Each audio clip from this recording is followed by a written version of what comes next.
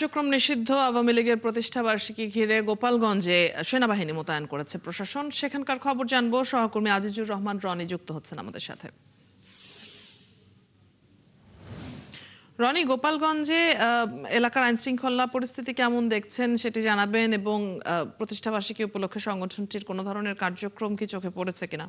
হ্যাঁ, অদিতি, আপনি যেমনটি বলছিলেন যে গোপালগঞ্জের যে আইন শৃঙ্খলা পরিস্থিতি, গতকাল যে সেনাবাহিনী মোতায়েন করা হয়েছিল, আজকে দুপুর পর্যন্ত কিন্তু আসলে মাঠের সেনাবাহিনী আমরা বিভিন্ন জায়গায় ঘুরে দেখেছি। শহরের বিভিন্ন পয়েন্ট, গুরুত্বপূর্ণ পয়েন্টগুলোতে ঘুরে দেখেছি। সেখানে কিন্তু সেনাবাহিনী ছিল না, তবে সেখানে পুলিশের কিন্তু একটা ব্যাপক তৎপরতা, বিভিন্ন মোড়ে মোড়ে কিন্তু পুলিশের একটা ব্যাপক তৎপরতা সেখানে ছিল।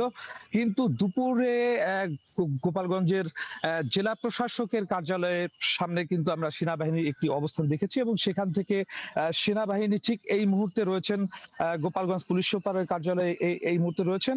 আমরা এই মুহূর্তে সেখানেই আছি। সেখানে দেখছি যে সেনাবাহিনীর একটি দল পুলিশ সুপারের কার্যালয়ে, পুলিশ সুপারের সঙ্গে এই মুহূর্তে তারা মিটিং করছেন, এমনটি আমাদের কাছে মনে হচ্ছে। তারা কিন্তু এখানে এসে অবস্থান নিয়েছেন।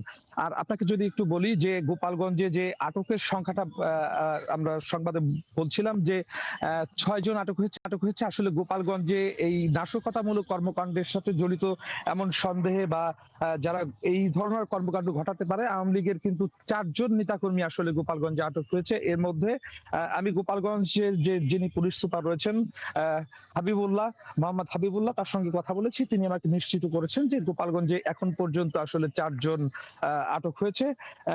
এর পরে কিন্তু পুলিশের একটি তৎপরতা রয়েছে, যারা এখন পর্যন্ত, আপনি জানেন যে দুপুরের আগ মুহূর্তে আসলে নিষিদ্ধ ঘোষিত যে ছাত্রলীগের নেতারা, তারা কিন্তু গোপালগঞ্জের দুইটি পৃথক স্থানে আসলে তারা দুইটি স্লোগান সহ কেক কেটে কিন্তু আওয়ামী লীগের যে ৭৭তম যে জন্মবার্ষিকী, সেই জন্মবার্ষিকী পালন করেছে, প্রতিষ্ঠা বার্ষিকী পালন করেছে।